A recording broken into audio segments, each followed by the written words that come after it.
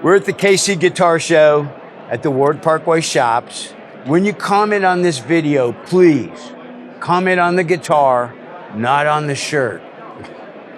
My favorite rock star of all time, Steve Scorfina, is here with another beautiful vintage guitar. What did you bring?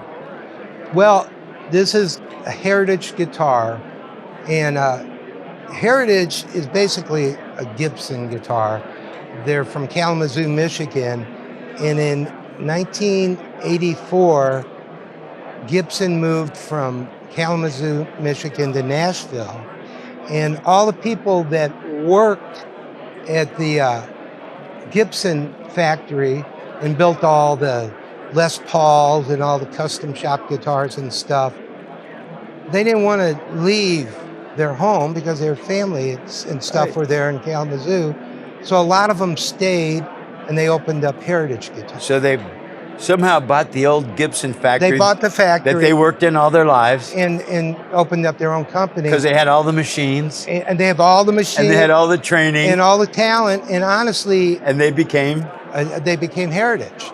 And honestly, for my money, I like the Heritages a whole lot better than the Gibsons. I'm sorry, Gibson, you make the most unbelievable guitars, but I love Heritages. They're the same quality. Even better because they wanted to be really good and competitive in the market and stuff. And they had all that old talent that Gibson had trained. But the story of this guitar. This very guitar was built for a famous blues artist named Pat Travers. Pat Travers? And they built him two bodies in 1983. One was flame maple and one was curly maple. And he looked at the bodies, he came to the factory and said, I want the flame maple, not the curly maple. And actually, Joe Walsh was there at the same time, and he said, well, I'll take the curly maple. But what happened was somehow the guitar got lost. And it's like a friend of mine who's a real guitar geek, he gets on the guitar forum, and he came over and looked at this guitar, and he goes, I think this is the missing guitar that everybody's looking for. And sure enough, he said, first of all, I gotta show you this. When I bought this guitar, the guy I got it from had bought a whole bunch of guitars from this rock star guy that had passed away, and his widow brought in a bunch of guitars to a music store, said, I want to sell them.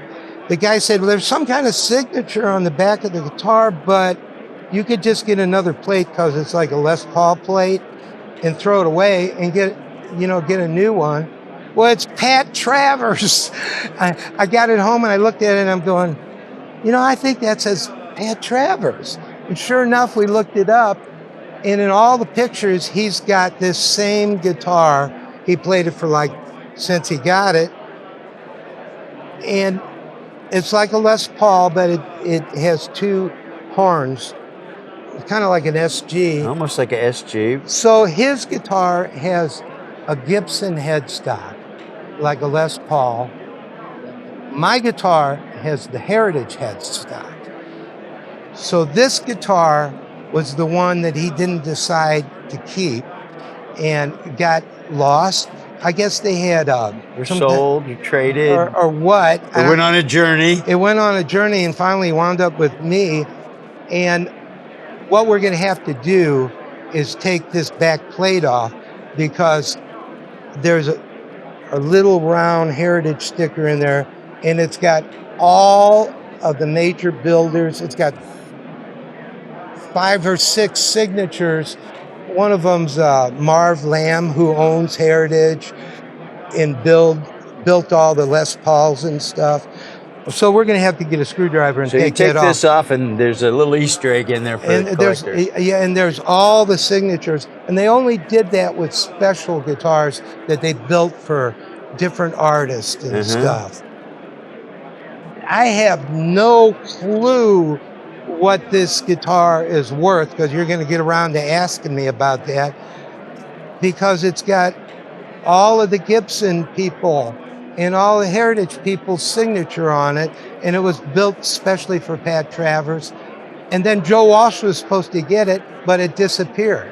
And I should get in touch with Joe and say, hey, Joe, I got your guitar. Yeah, you should, It man. would give me the opportunity to meet him. But I seen another Heritage, a video on Every Guitar Has a Story, and the guitar guy valued his guitar at $40,000. $40,000. Yeah, $40,000. This one, for all practical purposes, could be worth that kind of money. Okay. You know, I don't know. I mean, but I don't want to sell it because I used it on my last CD, and I love it. You know, it sounds better than anything. But we're going to say $40,000 for a Pat Travers Heritage. What year was it? Well, the body was built in 1983. My friend that's the geek looked at the pickups and the information on them, and he said, I think this is a 1985. They opened up Heritage in 84. So you could say 84, 85. So when this guitar has its 50th birthday, you're going to sell it for $50,000. Well, you know, it might be nice to do that and then just get on a cruise boat for the rest of my life and have people feed me real nice food and sit in the sun. I don't know. You know, just that's what guitars are sometimes. They're just investments. And but it's not an investment for me. It's just something I love. Until you sell it. Until I sell it. Then it pays off. Because every guitar has a story. Steve Scorfina, thank you for another great guitar story. All righty.